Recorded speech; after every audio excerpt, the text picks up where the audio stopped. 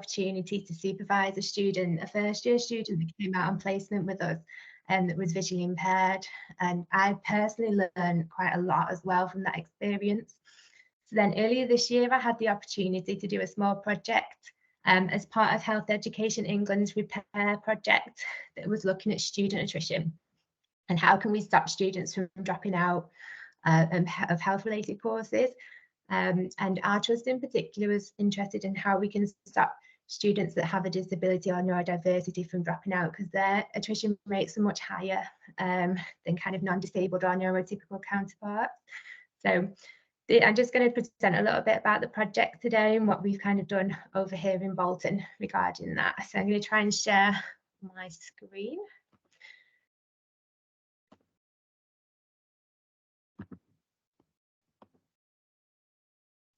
And then hopefully, just put in present mode, everyone can see that. Is everyone all right with that one?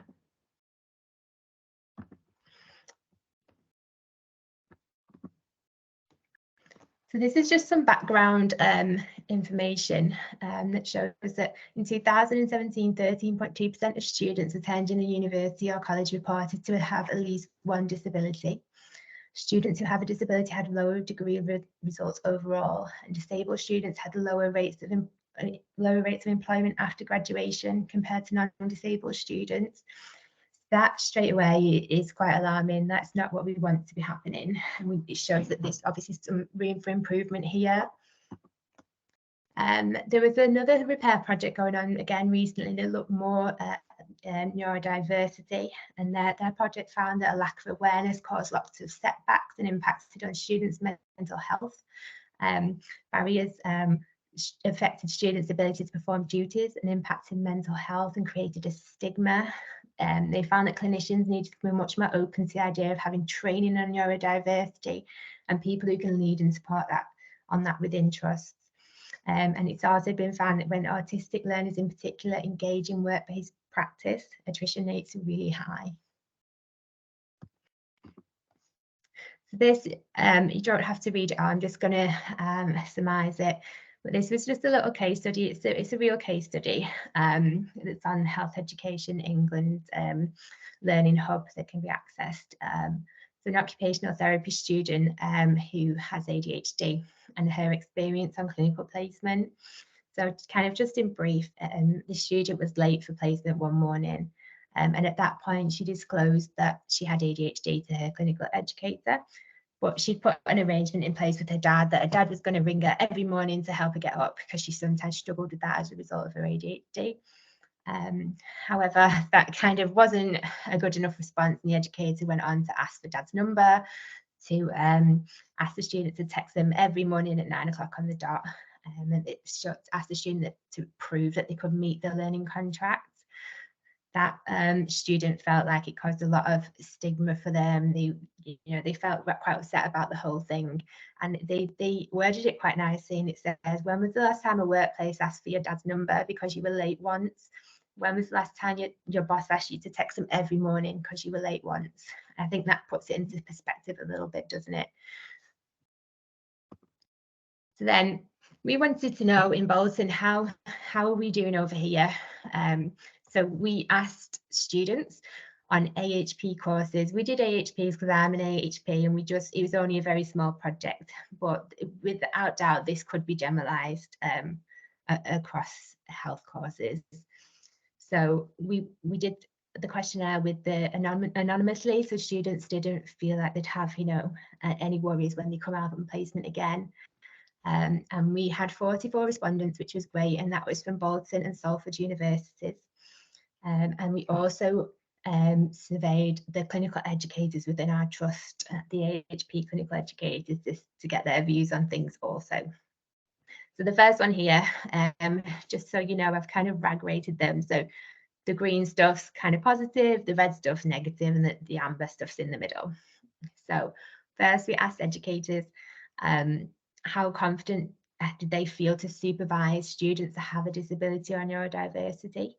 So you can see 5% said they were very confident, 5% said very unconfident, and then most were kind of in that middle of somewhat confident or somewhat unconfident. So then we kind of asked the students the same thing, and we said to the students, how well did they feel their educators were prepared to support them? 43% said yes, which is good, but 25% said no, which is obviously not good. And then 33% in the middle, perhaps we're a little bit unsure about that. We went on to ask about disclosing. We asked educators, did they feel it was good for students to disclose? Did it benefit the placement? 100% said yes, absolutely, we want students to disclose. So we asked the students, did they feel comfortable to disclose? Only 65% said yes. 23% said no, they didn't want to disclose, and 12% said maybe. So that's, there's a bit of a difference there, because educators want people to disclose, but still students aren't always feeling comfortable to do that. Then we went on to look at individual needs and reasonable adjustments. So we asked students, did they have an opportunity to discuss their individual needs prior to a placement commencing? A little bit of half and half here. 52% yes, 48% no. So there's clearly different things happening across the board. So we asked students, did they have reasonable adjustments put into place for the placement? And only 33% said yes, they did. 55% said no, and 12% weren't sure if they did or didn't. But that's there's not many students here that are actually having reasonable adjustments put in place for them. And then the ones that did have adjustments put in place, he said, well, did they meet your needs? 55% said yes, which is great, but 45% said no, they didn't. So still, we're missing the mark with some of this. So we wanted to know, can we do better? So we asked the students, did they feel that their placement could have been better adapted to their needs? And 43% said, yeah, you can do better here. 35% said, no, everything's great. And 22% said maybe. And that's possibly because they're unsure themselves, what can be done out there in clinical practice. So I think what we're seeing there is that some areas, we don't know which particular professions or areas, because it was anonymous, but are doing great, but there's definitely room for improvement elsewhere. So we asked the students, did they feel that they could have got better grades and better outcomes if the placements had been adapted? You see, 58% said, yeah, we definitely think we would have. 5% said maybe, and 38% said no. And perhaps they're the ones that, are having good placements anyway. Then we just wanted to know a little bit about the culture. So we asked educators at Bolton, did they feel that there was an open and supportive culture within the trust towards students with a disability neurodiversity? 65% said yeah, they did. 30% said maybe, 5% no. We asked the students the same thing, and that was a bit more half and half. Like 50% felt there was, but pretty much 50% no, they didn't feel like there was, which obviously that we need to improve that, absolutely. So then the kind of important question was about attrition in relation to the project, because we want to protect our future workforce. So how can we stop these students dropping out? We want to know, did they ever think about dropping out? So we asked them, have you ever considered leaving your course due to placements feeling or being inaccessible to your needs? 50% said no, which is great. But 40% said yes, they've thought about it, or 10% maybe. So that's at least kind of half that have considered at some point leaving the placement because placements aren't accessible to them. Then this was more like qualitative stuff that we asked, that I've just pulled down. These were comments that people have made, the students had made, about placements. So someone said they just want a quiet place to work. Some said they just want brain breaks throughout the day. Some mentioned about being embarrassed to disclose. We had some saying, don't expect us to rely on intuition and implied understanding, make this, explain this to us properly. Some saying reasonable adjustments were not allowed. Some just wanted examples of what to expect before they came out on placement. Some people just wanted to be better understood. Some people wanted extra time for notes. And some people just wanted a time to be able to process the information that they were being given whilst on placement. So I've put this in here because this was a really positive comment that we received during the project. And I think this just shows that when things work well, they work really well. And this was what we should be striving for with all our students. So it just briefly, the opportunity to discuss the effects, specific requirements, and the reasonable adjustment plan prior to the placement was extremely reassuring. The brilliant clinical educators demonstrated ongoing adaptability and support throughout, ensuring reasonable adjustment plan was implemented. Excellent guidance and increased support given when symptoms were occasionally exacerbated due to unintentional personal mismanagement. The MDT was fantastic, continuously demonstrating open and supportive culture, together with phenomenal leadership and phenomenal team spirit, creating positive, brilliant learning environment. Thank you. Also, thank you to universities for the phenomenal continued ongoing support, adaptability, brilliant guidance from all the incredible, amazing lecturers in MDT. Thank you to the incredible, amazing placement tutor for their exceptional help, support and guidance throughout. So obviously that's really going. This student clearly had a really good placement. And also demonstrates that the clinical setting and the university working together, has really impacted positively on this. But we want all our students to feel like this, not just some. The main themes that came through from the projects that were about disclosing, reasonable adjustments, pre-placement planning and support, inclusive and supportive cultures, clear expectations and training. So they were the recurrent things that we kept seeing. So what barriers are out there then? Why are we not getting it right every time? So there are many barriers that prevent the successful application of support, including poor knowledge of staff and reluctance to make the needed adjustments.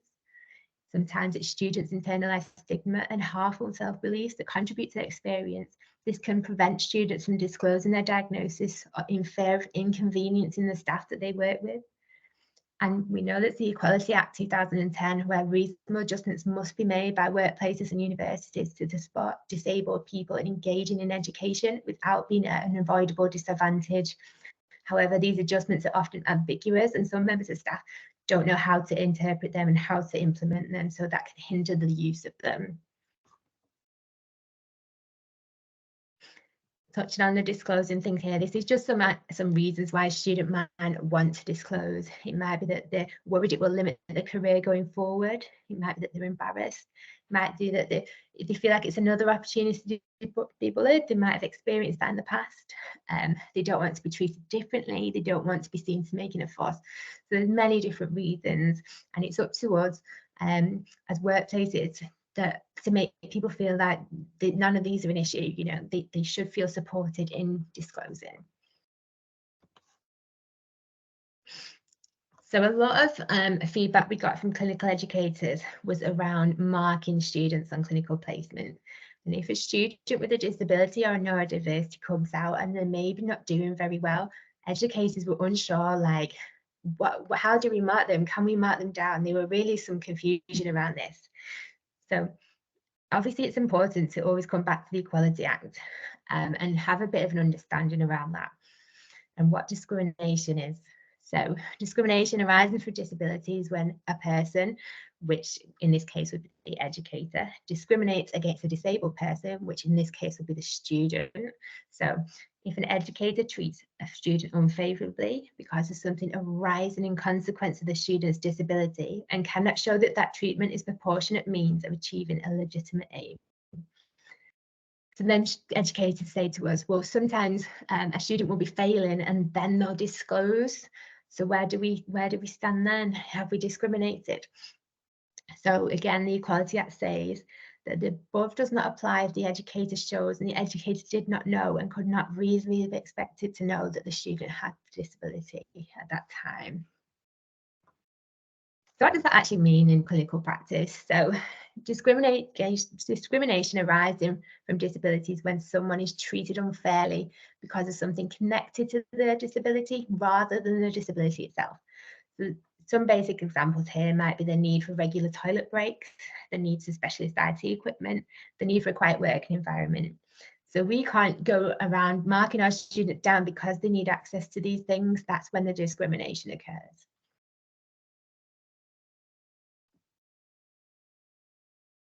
So as allied health professionals, we're governed by the Healthcare Professions Council. Obviously nurses, etc., are governed by different things. Students are governed by no one until they are actually registered post-graduation. But the HCPC does give some guidance to students of how they should be conducting themselves and what ethics they should have. So I always tell educators when they're marking their students to always come back to this, are they achieving these things? Are they conducting themselves right? So if we just have a quick look through this, you can see that this talks about promoting and protecting the interests of service users, communicating appropriately, working within the limits of their own knowledge and skill, delegating appropriately, respecting confidentiality, managing risk, reporting concerns, being open, being honest, and keeping records. So there's no reason that a student with a disability or neurodivergent can't achieve all of them things. Absolutely they can. So we've got to always make sure, are they achieving the things that they should be achieving on placement, which these are the bottom line of. Just click on to the next page here. So our trust also has their own equality, diversity, inclusion principles. And just one thing that I picked out there is that our trust is saying, we will strive to be a leader in being fair, encouraging difference and implementing inclusive systems. So we should be doing this. My trust want us to do this. I'm sure every trust wants us to do this. And we have got to, within our workplaces, be actively encouraging this stuff now. So within my project, there was nothing that we did that was kind of groundbreaking, and actually it was more about what things can we do that don't cost any money. How can we implement things into our workplace that will support students better without actually having any groundbreaking idea without spending lots of money. So these were just some of the ideas that we've come up with and we've been trying to implement here over in Bolton.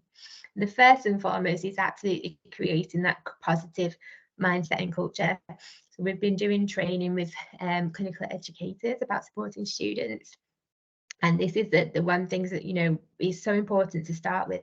And if you create in that positive culture within your little team, that, it spreads throughout teams and it spreads throughout the workplace.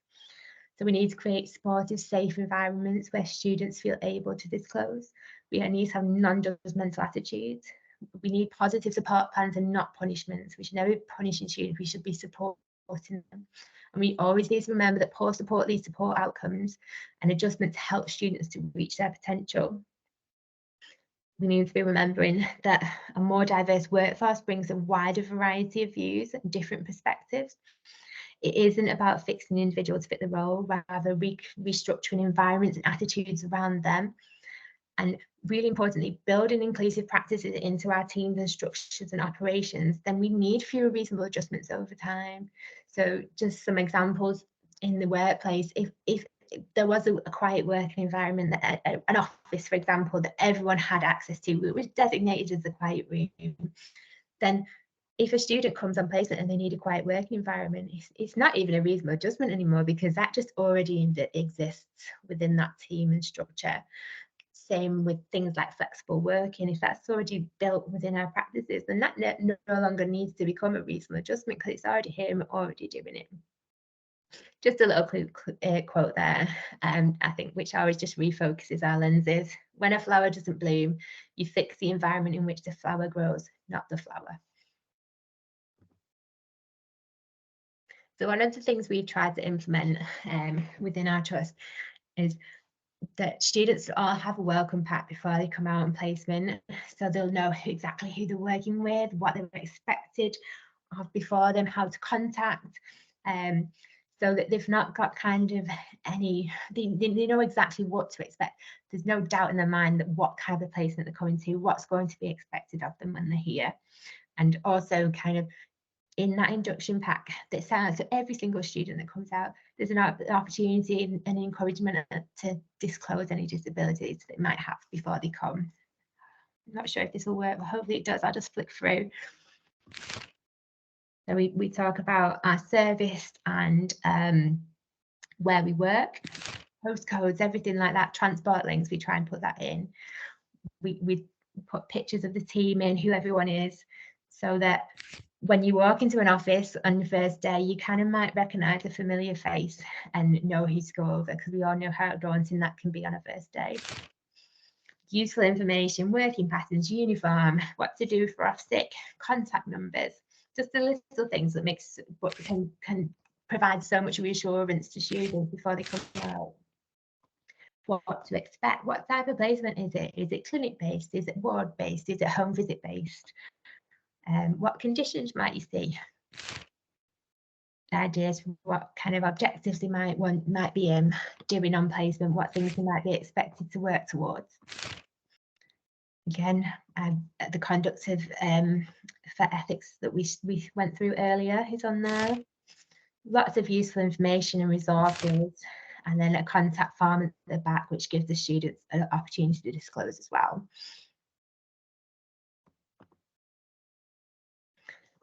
So if you have got a student that's out on placement or a staff member that's starting in the trust, you want to get to know them better before they come. So some trusts have like hospital passports and things that can be used to get to know people better. But if not, there's things on the internet like this guide, No Hard Feelings, a guide to working with me. It's quite a relaxed way to get to know someone.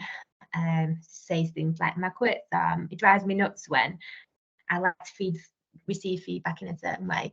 These things can be sent out to people beforehand. It's a nice little way to get to know people, and people already feel like they're being listened to before they start.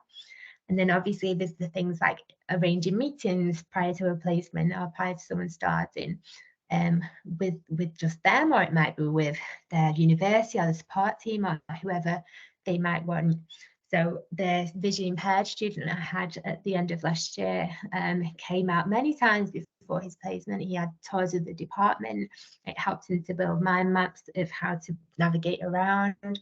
He also brought his mobility officer with him, which was fantastic because she would point out things to us that we wouldn't have thought about, such as colour contrast between like the wires on the floor and the floor itself. And actually just simply by putting some black tape around that wire, the student could then see it and it's no longer an issue.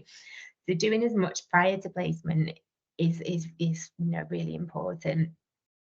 I think it's also really important to remember that no one has to prove their disability to you. It's only tribunals can deal with things like that. If someone's telling you and disclosing to you, then that's that. You take that. They don't have to prove it to you.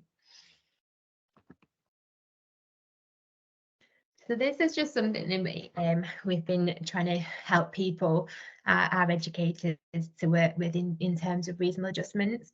A lot of educators struggle to know exactly what is a reasonable adjustment, and a lot of people think it's big things like building ramps and stuff like that, but actually most of it's not. It's really small stuff but can make a really big difference. So this is what we call the Plan B approach. So there is the real kind of approach out there, which is the Plan B. It's called collaborative and proactive solutions. It's used a lot with children that have been struggling, and it's something I've used with my own child. This is obviously not that, because that's quite in depth. This is just a very adapted version that we can use to put things into place for every day. So we obviously know that we can't plan for every eventuality. Things always, unexpected barriers always arise, especially in healthcare environments when things are forever changing. And equally understanding that if it's a student's first placement, they might be 18, might be the first time coming out into a working environment, they might not know what they need either. They might not know what kind of reasonable adjustments they need. So there's always some planning on the go that needs to take place. This is just a little bit of an outline here. So if we imagine it as Plan A, Plan B, Plan C. Plan A would be what the placement expects. So that's your kind of one size fits all approach. This is what we expect of all our students. The Plan B would be the reasonable adjustment plan, and the Plan C is kind of when what an unsupported student may feel capable of, so that they're struggling a little bit in Plan C. And it's just remembering that students do well when they can do well, and we've got to help them to do well. These are just some little examples of the plans. So a Plan A, these were things that I always remember being expected to do on placement. So was to deliver a training session to the team. So that would be your Plan A, your expectation. The Plan B, at this point, we've not made it. A Plan C would be, no, can't deliver that training session. That's not for me. Another one that I always remember being asked to do was to get a verbal handover of the nursing staff on the ward. So go and get a handover of the nurses, and then come back and tell me about it. So at this point, I've not thought of a Plan B, but the Plan C would be, no, I can't get that handover. That's a bit scary. So some students will be able to plan B really well with little help, and the barrier to achieving their goal is easily removed. Some students may feel overwhelmed about the goal and can only really see plan C at that point. And some students will strive to achieve plan A all the time. They'll strive for it and strive for it and strive for it, but actually it might be really detrimental to them, as in they're not achieving the best grades because, you know, it's not the best plan for them, or they're putting their mental health under strain by constantly trying to push themselves to a place that's not really the right place for them.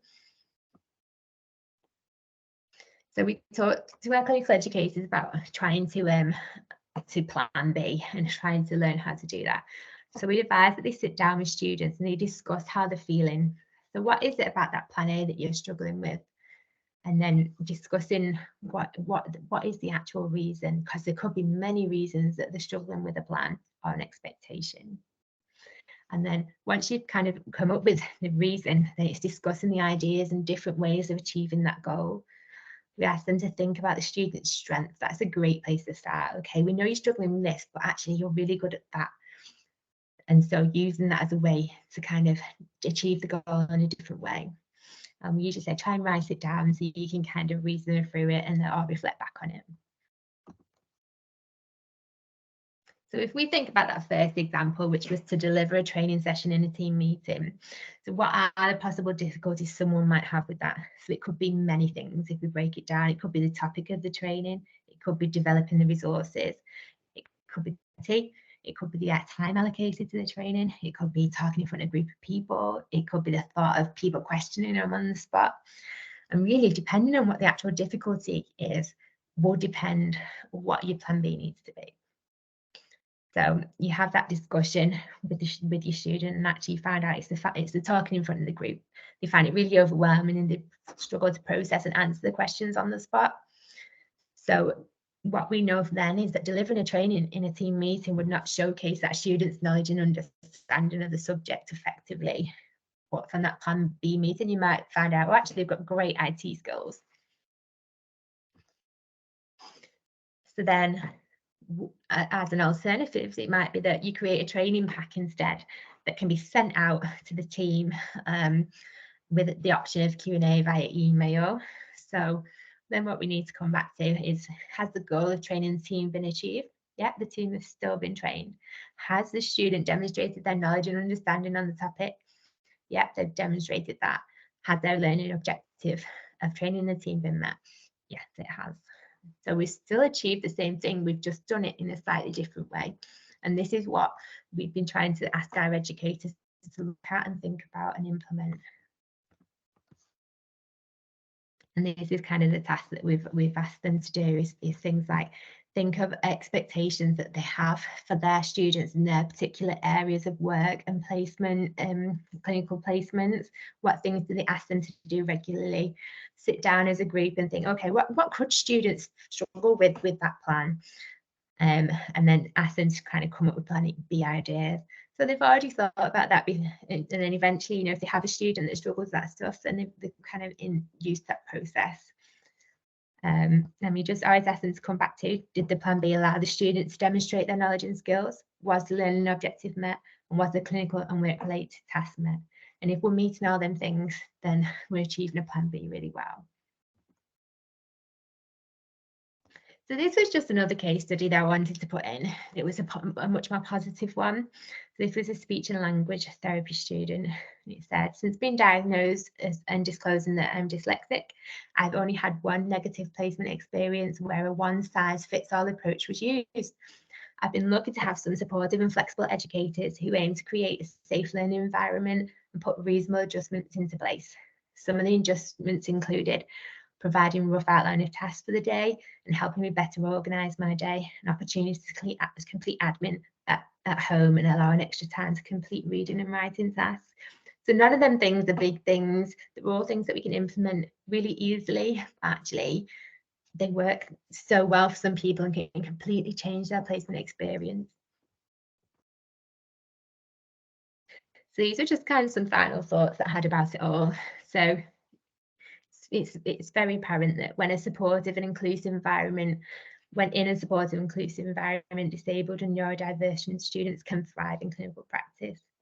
Having neurodiverse and disabled students in our workforce fosters that culture of acceptance and respect, and that brings benefits for everyone, not just them students or new members of staff, but everyone within the team.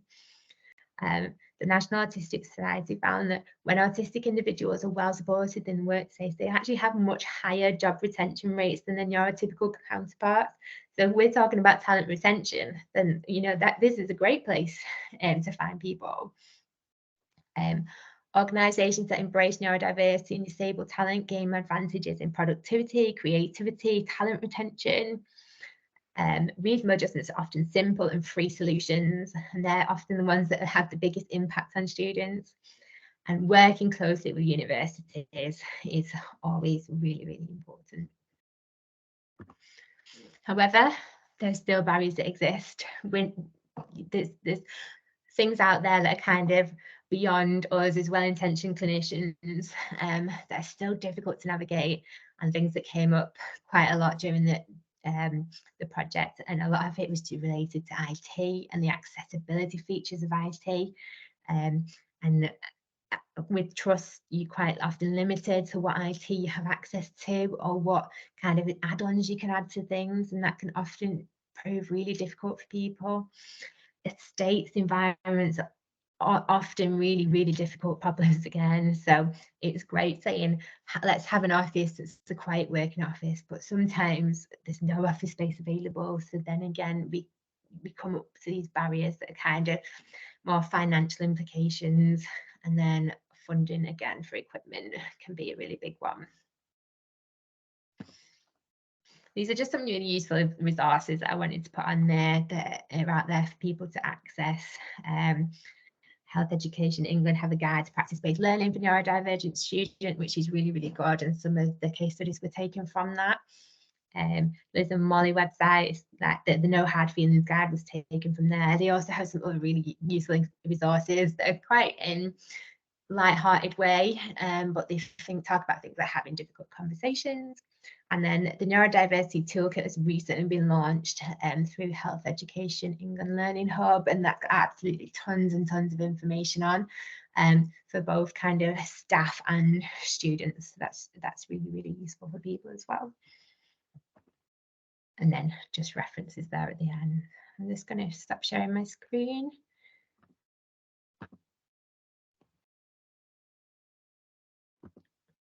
Thanks, Eleanor. You've got a couple of questions in the chat. Thank you. I'll just have a quick look.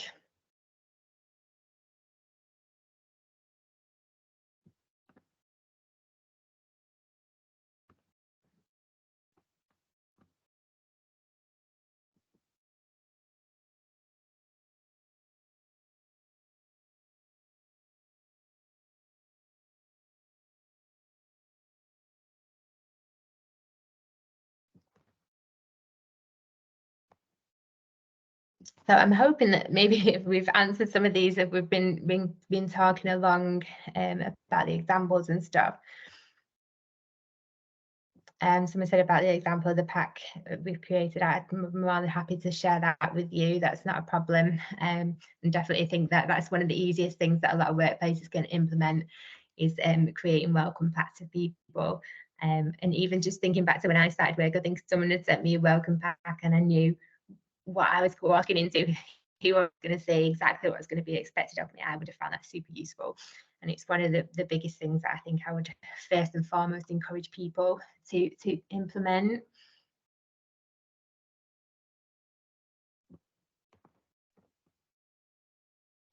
So I think education and awareness is huge, isn't it? To break down barriers, and certainly something that we all need to do. And when I've been doing the training with the educators in our trust, I've always said to kind of always be the person, that's happy to change the lenses and see things from a different point of view, and then spread that message around. And things grow from seeds, don't they? And if you can create things within a small team and then progress that, through your profession or through your trust, things get bigger. And certainly in our trust, we're seeing much more kind of supportive, inclusive practices, projects that are coming out for patients and for staff and students. I think we've got a question from Julie. Yeah. Hiya. You okay? Good, thank you. That was really useful. Thank you for that. My daughter's friend is currently going through something similar with the college course that she's on at the moment. She's got a diagnosis of ADHD. And she's been late a couple of times to college. They're aware of this. She does have support in class, but because she does struggle with her organisational skills, she has been late a couple of times, and they've put her on a report to monitor her lateness. And I just think, and they're clearly aware of her because she's got extra support in class, but it's just that ongoing battle, isn't it, where it's trying to punish her rather than be flexible and offer those reasonable adjustments. So I was just wondering if you had any other than going in and so, because obviously it's what we do as a job, and I can do that as a professional, but with regards to speaking to the tutors, what angle would you go in at, really? I suppose is what I'm trying to ask. Yeah, it's really difficult, and we know that health, education, whichever setting, we're not always getting it right, and we should all strive. But I think a lot of people still haven't changed the lenses and aren't seeing things from an inclusive perspective just yet. So I think trying to educate as much as you can with the staff that are there, and being kind of working with them and not against them is always the best place to be. And talking about we need positive support plans and not punishments here, and it sounds like that's not happening. But it's coming back to, isn't it, the kind of discrimination side of things as well. If that's like the sleep and stuff, that can be a consequence of ADHD. So is it actually that's not being addressed very well? It doesn't sound like they've maybe come up with a reasonable adjustment that's possibly working for her at this point in time. And I think that's probably something that needs to be pushed for again. I agree. Thank you for that. No problem. Is there any other questions?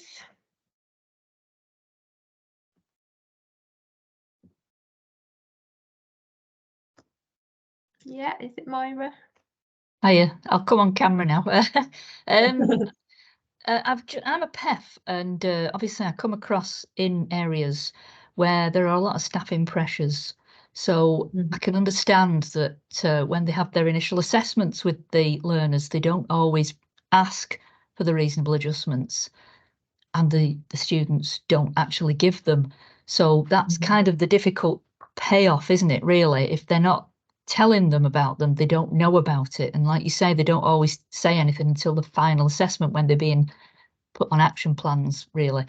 So is there an easy way, do you think, and it's not going to be an answer that you can give me, I guess, for the supervisor to ask the student about reasonable adjustments, to try and put them at their ease? It's a difficult one, isn't it? Because the student doesn't want to be thought of as odd, but that's not it. And I wonder sometimes, would it be fair for the universities to pre-warn the placement areas with the permission of the student, of course, because you can't just do a blanket coverage, can you? But it might help to overcome a lot of the barriers if the students have been, if the educational places have been made aware in advance. Certainly from what we found in our trust is that the educators want to know. They feel like they can help better if they know. But we found that one of the things that's most important is the being time before. So we know that quite often they're arranged really last minute.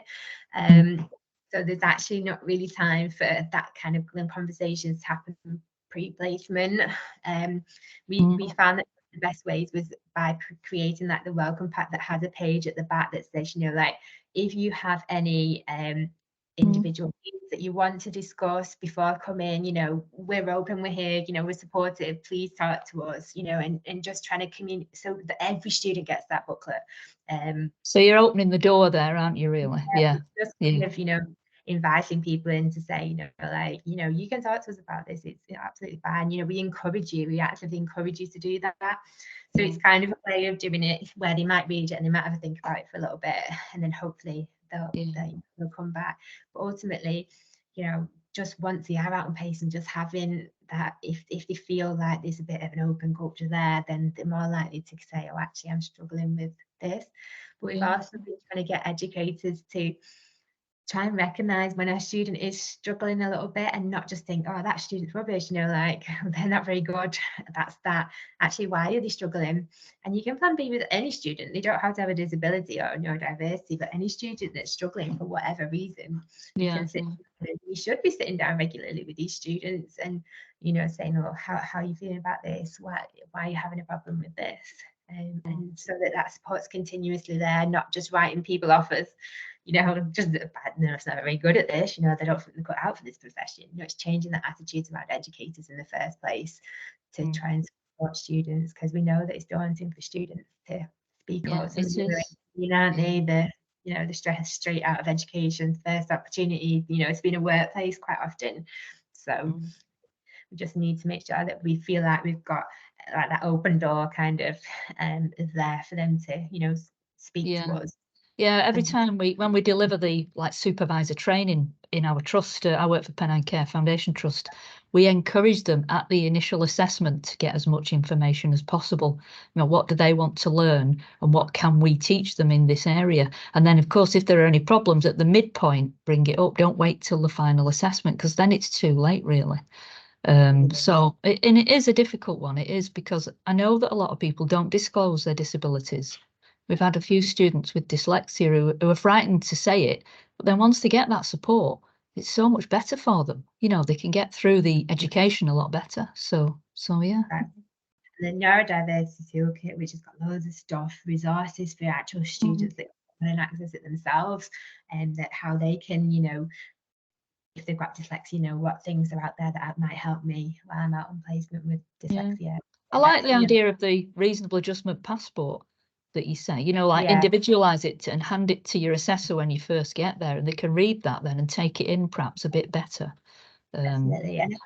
And sometimes students will come with a plan from university, but we found that they're quite often very tailored to academic side of things in the actual university side of things, and not necessarily to the clinical side of things is a bit more about what they might need. So I think kind of when it's our job to kind of step in and be like, actually, you know, what about a clinical situation? What's the different things that we might need here? You've given us a bit of an idea, but actually we might need to, you know, address that a little bit further at this point. Yeah, thank you. No problem. Is there anything else?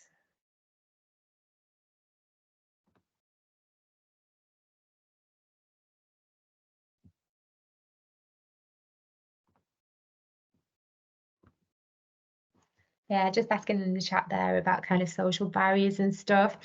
I think there's, just from my small project I've done and doing lots of research that's out there, I'd say there's seems to be positive steps in the right direction. We're certainly not there with breaking all barriers down, but I think now more than ever it feels like we're moving to being more inclusive in workplaces.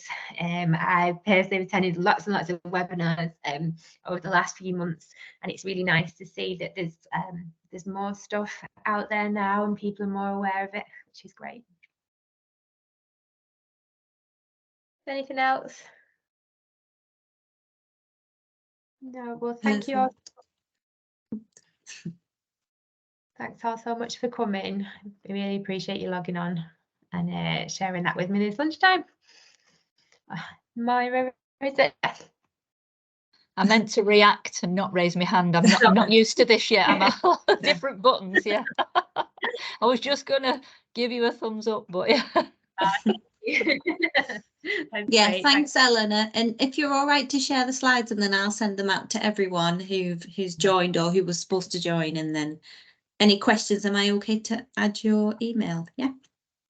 And Lovely. the packs as well, please, Sophie and Eleanor, if you don't mind. Will do, yeah. Thank Yes, you. yeah, no problem. Thanks very much, everyone. See you soon. care. Thank you. Thanks, Take bye. care. Bye bye.